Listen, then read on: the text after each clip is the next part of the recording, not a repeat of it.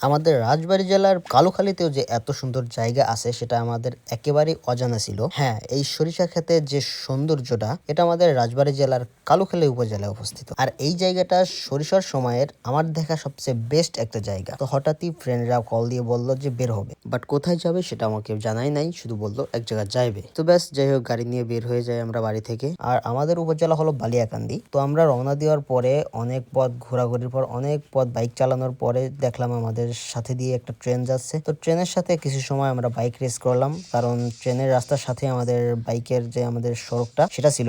যাই হোক, ট্রেন দেখা শেষ। ট্রেন দেখতে দেখতে আমরা আমাদের গন্তব্যের দিকে যেতে থাকি। তো যেতে যেতে আমাদের হাতের বাম পাশে দেখি এত সুন্দর একটা সরিষা ক্ষেত এবং অনেক লোকজন। আমি বললাম এটা কোন জায়গা? বললো যে এইখানেই আমরা আসছি। তখন আমি শিওর হইলাম যে আমরা এইখানে আসছি। আসলে তাদের মনে মনে প্ল্যানিং ছিল এইখানে আসার, বাট আমি জানতাম না, অনেকেই জানতো না। তো বিষয়টা সারপ্রাইজলি হয়েছে, এই জন্য আমাদের কাছে আরো বেশি ভালো লাগছে, আরো বেশি এনজয় করছি।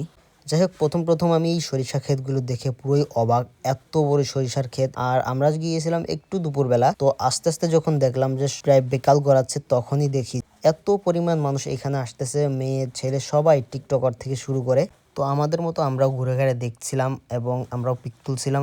আর বিশেষ করে একটা মজার কথা হলো কি, যে এই সরিষা ক্ষেতের যে যারা মালিক তারা কিন্তু সরিষা ক্ষেতের আড়ালে দাঁড়িয়েছিল লাঠি হাতে করে। অনেকেই সরিষা ক্ষেত নষ্ট করে এসে এই জন্য। আর আমরা টোটাল 2টা গাড়ি নিয়ে 6 জন লোক গিয়েছিলাম এইখানে। সবাই নিজেদের মতো পিক তুলতেছিল, ভিডিও করতেছিল, আমরা গ্রুপ কিছু সেলফি নিলাম। আর আমাদের এইখানে আসার বিশেষ কারণ হলো আমরা সরিষা ক্ষেতের একেবারে সরিষা ফুলের টাটকা মধু নেওয়ার জন্য। তো আমরা যাওয়ার প্রথমেই দেখি এইখানে একটা মওয়াল ভাইয়া, তিনি এখানে অনেকগুলো চাক নিয়ে বসে আছে, একটা কুড়ে ঘর নিয়ে এখানেই থাকেন তিনি। আর এখানে যে মৌমাছিগুলো আছে সরিষা ফুল থেকে মধু কালেক্ট করতেছে, আর তারা এই মধুগুলো এইখান থেকে দেখেন ভাঙায় ভাঙায় বিক্রি করতেছে। তো আসলে মৌমাছির চাক থেকে মধু সংগ্রহ করা, এইগুলো দেখতে আমার অনেক ভালোই লাগলো। চাকার ভিতর ঘুরাই ঘুরাই মধু সংগ্রহ করে একেবারে নিজ চোখে আমরা দেখে শুনে মধুগুলো কিনলাম। যেহেতু এগুলো একেবারে অরিজিনাল খাঁটি মধু, এই জন্য এটার দামটাও একটু বেশি। 800 টাকা কেজি করে নিতেছে। সাধারণত বাজারে 700 টাকা 600 টাকা কেজিতেও পাওয়া যায় মধু। তো আমরা আমাদের মতো মধু নিয়ে আমরা চলে আসি আজকের মতো। আর এইখানে যদি আপনারা আসতে চান, অবশ্যই সরিষার সিজনে আসবেন, তাহলে আপনারা সৌন্দর্যটা পাবেন। কারণ জায়গাটা অন্যান্য সিজনে হয়তো কিছু সময় পানি থাকে, কিছু সময় ধানের চাষ থাকে। তো যদি কেউ আসতে চান, অবশ্যই সরিষার সিজনে আসবেন, অনেক সুন্দর একটা ভিউ পাবেন। সবাই ভালো থাকবেন। আল্লাহ হাফেজ।